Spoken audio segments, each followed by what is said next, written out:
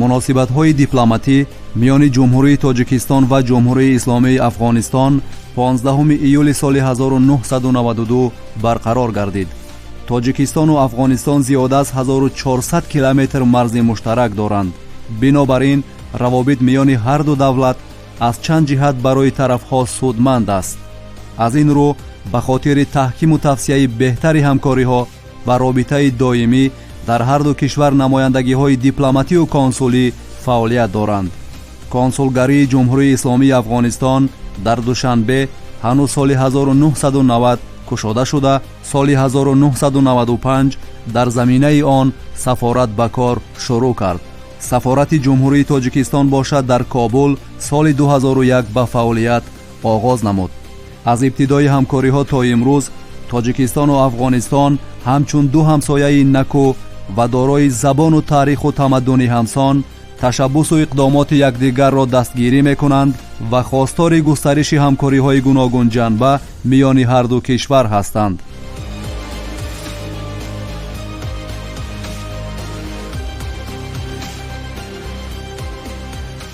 албатта дар тӯли солҳои соҳибистиқлолии тоҷикистон ҳамкориҳои ҳамаҷонибаи кишвари мо бо кишвари ҳамҷавор афғонистон ҳамеша идома дорад, то ин давра ҳам идома дошт ва нахустин маротиба 15 июли соли 1992 содишнома миёни тоҷикистон ва афғонистон дар бораи барқарор намудани муносибатҳои дипломатии байни ҷумҳурии тоҷикистон ва давлати исломии афғонистон ва протокол дар бораи комиссияи муштараки ҳамкориҳои иқтисодӣ, фарҳангӣ ва илми техникӣ ба имзо расид ва аз ин ба баъд албатта ҳамкориҳои ҳамаҷонибаи ду кишвар ҳам рангин шуданд, ҳам тавсия ёфтанд ва ҳам босамар гаштанд то ифтитоҳи сафоратхонаи расмии афғонистон дар шаҳри душанбе. ҳанӯз соли 1989 дар шаҳри душанбе консулгарии ҷумҳурии афғонистон фаъолият мекард ва бояд гуфт ки ин аввалин намояндагии сиёсии кишвари хориҷӣ буд ки дар ҷумҳурии тоҷикистон фаъолият дошт ва дар баробари ин сафоратхонаҳо имрӯз консулгариҳои ҷумҳурии тоҷикистон масалан дар шаҳрҳои мазори шарифи афғонистон, дар шаҳри файзобод ва дар шаҳри қундуз фаъолият доранд ва консулгарии ҷумҳурии исломии афғонистон дар шаҳри хоруғи ҷумҳурии тоҷикистон низ имрӯз фаъолият дорад.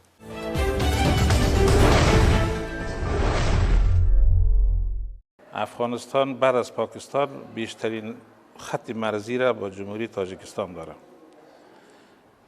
که تقریبا افزون بر 1400 کیلومتر مرز مشترک است. مشترکات کلان تاریخی، فرهنگی به حدی به هم پیوسته دو ملت ساختگی است. دوش دادن و بازو دادن جمهوری تاجیکستان در رأس جناب عالی آقای رحمان که دروازه کشورش بر روی مردم ما در شرایطی حاد باز گذاشت. این مسائل هرگز فراموش نمیشه و همچنان این دلالت به این میکنه که مناسبات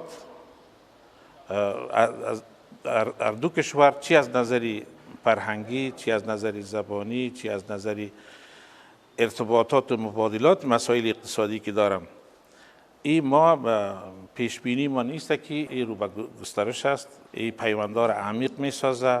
جمهوری تاجیکستان خیلی پیشگام است در این مسیر و ما زیاد نسبت به این مسئله خوشحال هستیم.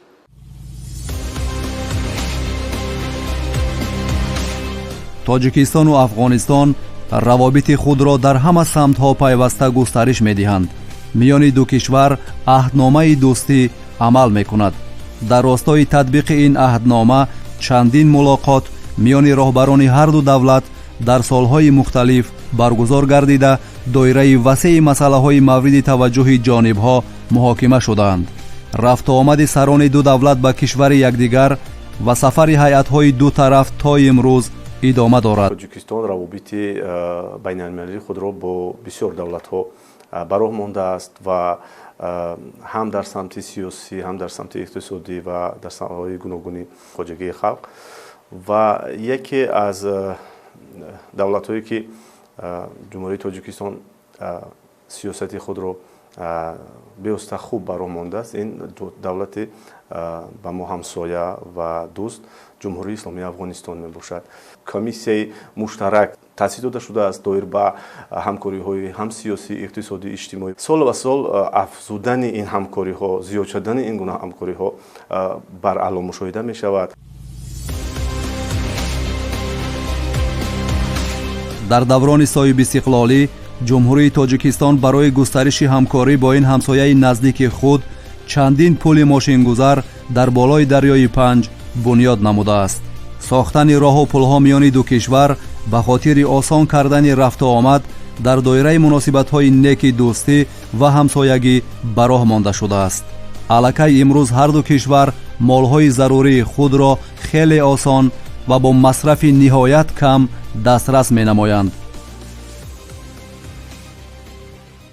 ҳамкориҳо миёни Тоҷикистон ва Афғонистон, хусусан ҳамкориҳои иқтисодӣ ҳамеша тавсия меёбанд.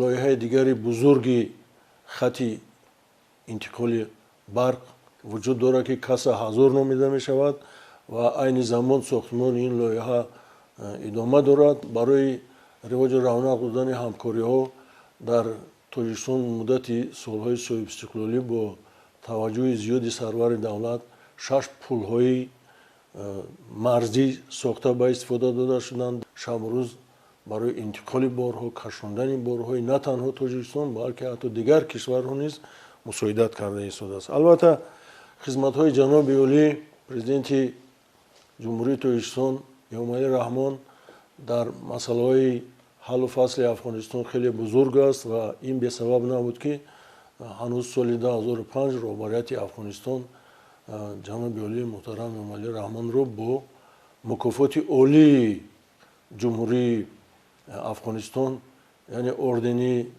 қаҳрамони миллии Афғонистон Аҳмадшоҳи Масъуд сазовор донистааст ва мо ифтихор мекунем ки чунин як сарвари давлат дорем.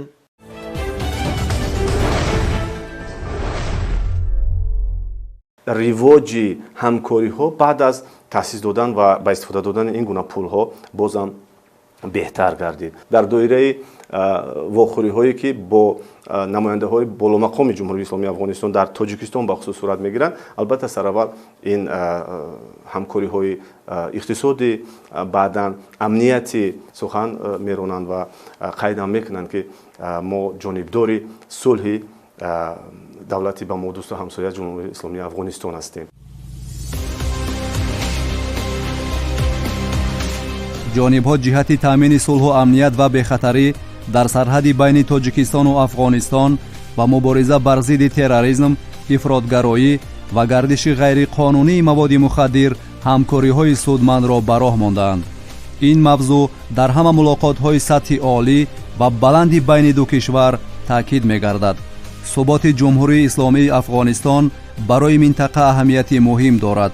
асосгузори сулҳу ваҳдати миллӣ, пешвои миллат, президенти ҷумҳурии Тоҷикистон муҳтарам Эмомалӣ Раҳмон борҳо аз минбарҳои бонуфузи ҷаҳонӣ доир ба таъмини суботу оромӣ дар Афғонистон баромад карда, пешниҳодҳои асосноку барои минтақа судманд низ манзур намуданд. ҳамин аст ки Афғонистон дар симои Тоҷикистон ҳамсояи накӯ ва дӯсти хайрхоҳро мебинад ва ҳамаи ташаббусҳои сатҳи ҷаҳоние ки аз ҷониби Тоҷикистон махсусан дар масъалаҳои об ва пешгирии хатару таҳдидҳои ҷаҳони муосир пешниҳод шудаанд, аз ҷониби Афғонистон пуштибонӣ ва ҳамовозии амиқ ёфтаанд.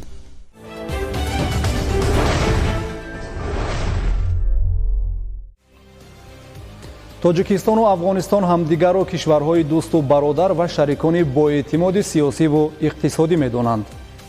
рушди ҳар кадом аз ин ду кишвар ба нафъи кишвари дигарӣ мебошад.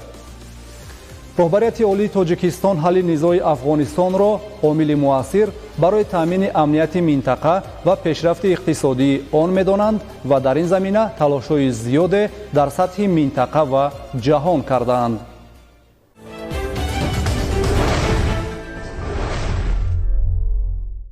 زمانی که یک رهبری واحد، یک رهبری صادق با عزم، با ابتکار در رأس یک نظام قرار بگیره، خود به خود کلکی او هنرمند است و سرزمین میسازه.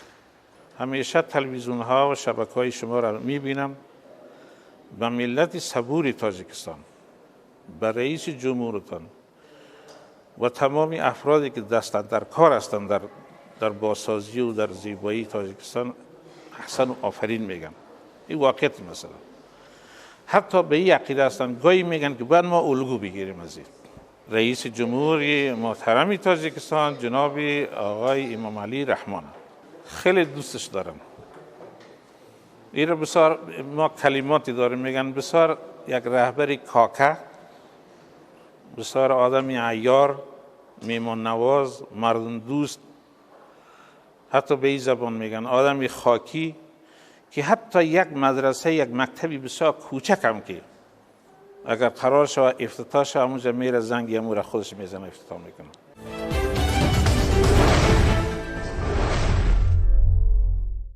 اساسدوری صلح و وحدت ملی، پیشوای ملت، президент ҷумҳурии тоҷикистон муҳтарам эмомалӣ раҳмон тамоми тӯли солҳои соҳиби истиқлолии кишвари мо садҳо маротиба шояд аз минбарҳои баланди созмонҳои байналмилалӣ ва умуман ҳамаи ҳамоишҳои байналмилалӣ ки доир шудааст, доир ба масъалаи қазияи афғонистон борҳо таъкид кардааст ва таваҷҷӯҳи сарони на танҳо сарони давлатҳо ва ҳукуматҳо, балки тамоми аҳли башарро ба ин масъала такон додааст, ҷалб кардааст. 29 сентябри соли 1993 иҷлосияи 48 созмони милали муттаҳид доир гашта буд ва сарвари кишварамон муҳтарам эмомалӣ раҳмон масъалаи қазияи афғонистонро гузошт ва таъкид кард ки ҳаллу фасли ин масъала на танҳо ба манфиати мардуми афғонистон, ба манфиати минтақа, балки барои тамоми кишварҳои дунё мебошад.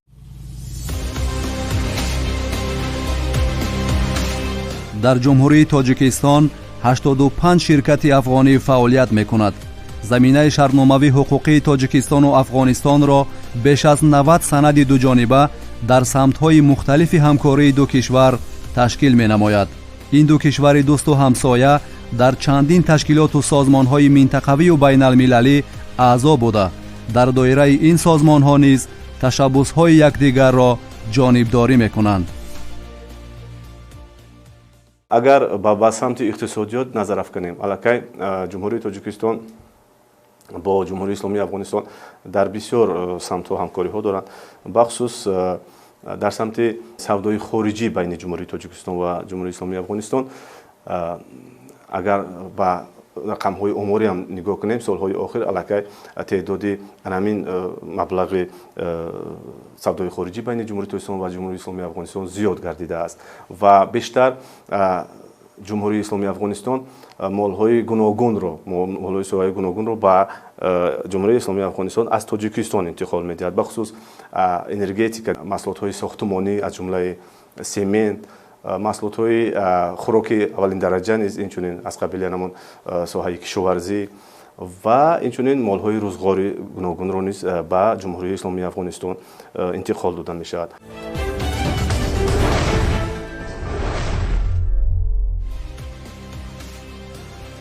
ҷумҳурии исломии афғонистон пойтахташ шаҳри Кобул ва забони давлатиаш дарӣ мебошад.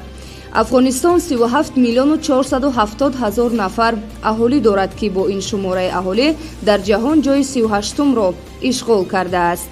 асъори миллии ин кишвар афғонӣ аст. афғонистон роҳҳои баромади баҳрӣ надошта дар хушкӣ бо тоҷикистон, туркманистон, узбекистон, чин, ҳиндустон, покистон ва эрон ҳамсарҳад аст.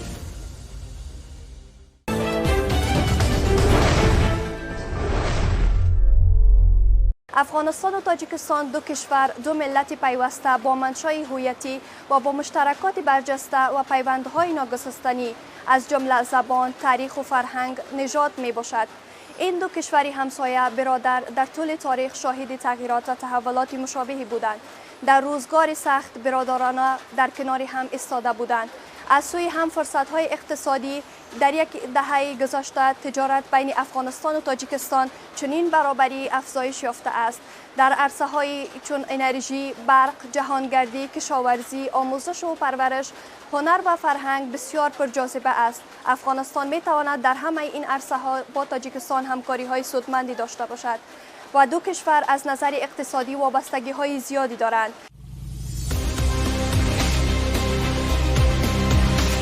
ҳамкориҳои байни парлумонӣ ва гурӯҳи дӯстӣ миёни ҷумҳурии тоҷикистон ва ҷумҳурии исломии афғонистон дар сатҳи баланд ба роҳ монда шуда, пайваста ҳамоишу вохӯриҳо миёни аъзоёни гурӯҳ баргузор мешавад ки ин заминаи хубе барои табодули таҷриба байни кишварҳо арзёбӣ мегардад. давлату ҳукумати тоҷикистон барои ба сатҳи сифатан нав баровардани муносибатҳо ҳамеша кӯшиш карда истодааст миёни ин тоҷикистон ва афғонистон ва дар ин росто ва дар ин масир тадбирҳои зиёдеро ҳам амалӣ намудааст. ин аз он далолат медиҳад ки роҳбарияти давлату ҳукумати тоҷикистон нисбат ба тақдири халқи афғонистон, ба кишвари афғонистон ва ба давлати афғонистон бефарқ, бетафовут ҳаргиз набуд, нест ва ҳама имкониятҳои худро барои рушди муносибатҳо, барои густариши муносибатҳо ва барои таҳкими амн ва рушди босуботи ин кишвар дариқ намедорад ва дар ин роҳ пайгирӣ мекунад, роҳандозӣ месозад. бо ҳар даъвати нави мақоми олии қонунгузори ин кишварҳо гурӯҳҳои дӯстӣ ва ҳамкориҳои миёни тоҷикистону афғонистон таҷдид назар карда мешавад. ин аст ки соли 2020 маҷлиси намояндагони маҷлиси олии ҷумҳурии тоҷикистон бо қарори худ гурӯҳи дӯстӣ ва ҳамкориҳои байнупарлумонии тоҷикистону афғонистонро ташкил кард ва сафари кунунии президенти ҷумҳурии исломии афғонистон Ашраф Ғанӣ ба Тоҷикистон дар доираи иштирок дар маросими ифтитоҳи конференси нуҳуми вазирони корҳои хориҷии қалби Осиё раванди Истанбул барои рушди муносибатҳои мо мусоидат хоҳад кард ва дар таҳкими заминаҳои муносибатҳои дуҷонибаи бисёр ҷонибаи Тоҷикистон ва махсусан дар масири робитаҳои байнупарлумонӣ низ таъсири ҷиддӣ хоҳад гузошт. мо метавонем ки бар асоси муносибатҳои мутақобилан судманд дар мавриди қонунофарӣ сатҳу савияи қонунҳои худро ба замони муосир мутобиқ бисозем ки то тавониста бошанд дар роҳи рушди босуботи ин кишварҳо хидмат намоянд ва барои расидан ба ҳадафҳои олии кишварҳои Тоҷикистону Афғонистон мусоидат кунанд.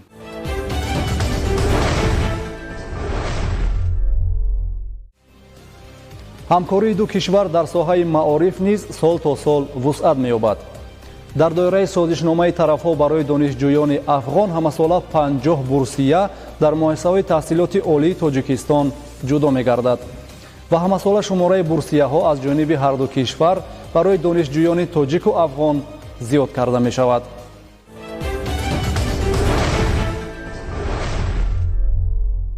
تشکر میکنم از رهبری جمهوری تاجیکستان و رهبری جمهوری افغانستان که ما را کمک و همکاری کردند تا بتانیم در یک فضای صلح و آرامی درس بخوانیم. دیگه ما خیلی خرسند و مایه افتخار است به ما که در دانشگاه طبی تاجیکستان به مدت 6 سال می شود درس میخوانیم.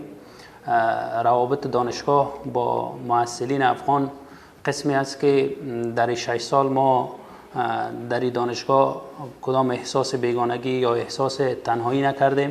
ترقی و پیشرفت تاجیکستان در حقیقت ترقی و پیشرفت افغانستان است. امام علی رحمان رهبر تنها تاجیکان و تاجیکستان نه، بلکه رهبر یا پیشوای همه تاجیکان جهان هستند و واقعا شخص دلسوز، شخص مهربان هستند. مردم تاجیکستان باید که از رهبرشان که جناب علی امام علی رحمان است همه وقت راضی باشند و شکرانه کنند که خداوند به اونا یک رهبر واقعا دلسوز، مهربان و خوب داده است.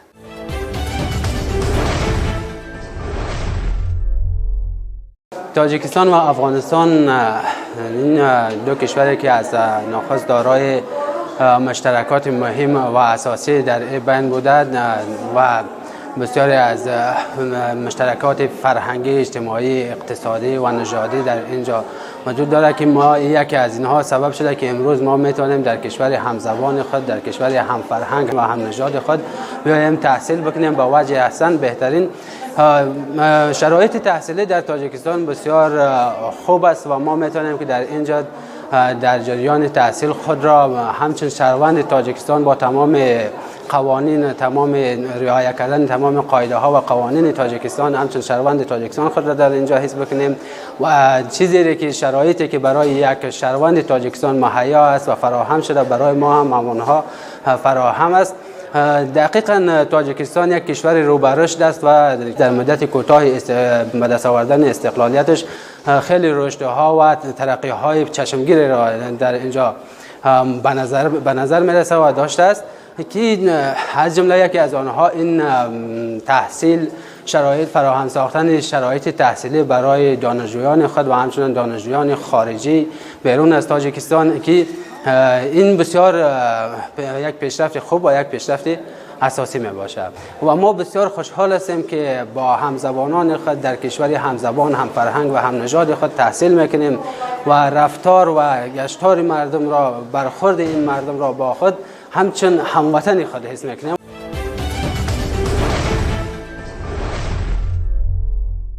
جنگ در افغانستان اگر مثلا خاتمه بخشیده شود، باز هم سمت‌های نوی همکاری‌های خیلی گوناگون جنبه‌های هم تاجیکستان، هم مردم منطقه و هم مردم دیگر کشورها برای بارآمدن به اقیانوس، برای بارآمدن به دیگر کشورهای آسیای جنوبی، آسیای جنوب شرقی، آسیای جنوب غربی مثلا چنین امکانات‌ها در نظر است.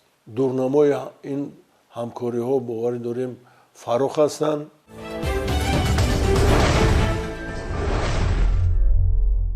هدف استراتژی چهارم استراتژی جمهوری تاجیکستان این صنعت کنونی به صورت اقتصادی کشور است و در این مسئله نیز استحصال مال محصولاتی که در تاجیکستان استحصال کرده میشوند توانیم با جمهوری همسایه نیز انتقال دهیم و در این سمت هم همکاری در آینده خوب شدنش ممکن است. اینجوری در سمت البته ساحه کشاورزی، چون که تجربه جمهوری تاجیکستان در ساحه کشاورزی به خصوص استحصال و پرورش محصولات کشاورزی زیاد است و توانند که در این مسئله نیز همکاری ها روی کار آیند.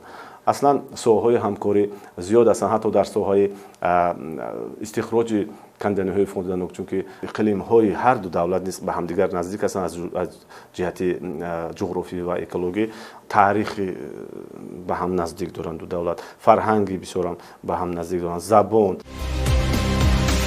جمهوری تاجیکستان و جمهوری اسلامی افغانستان چون دولت‌های صاحب استقلال با پیوند عمیق تاریخی، فرهنگی و معنوی، سنت‌های دوستی، همیاری و همسایگی نیک تکیه نموده مناسبت‌های گوناگون جنبه خود را در سطح خوبتر و بهتر به راه می‌مانند.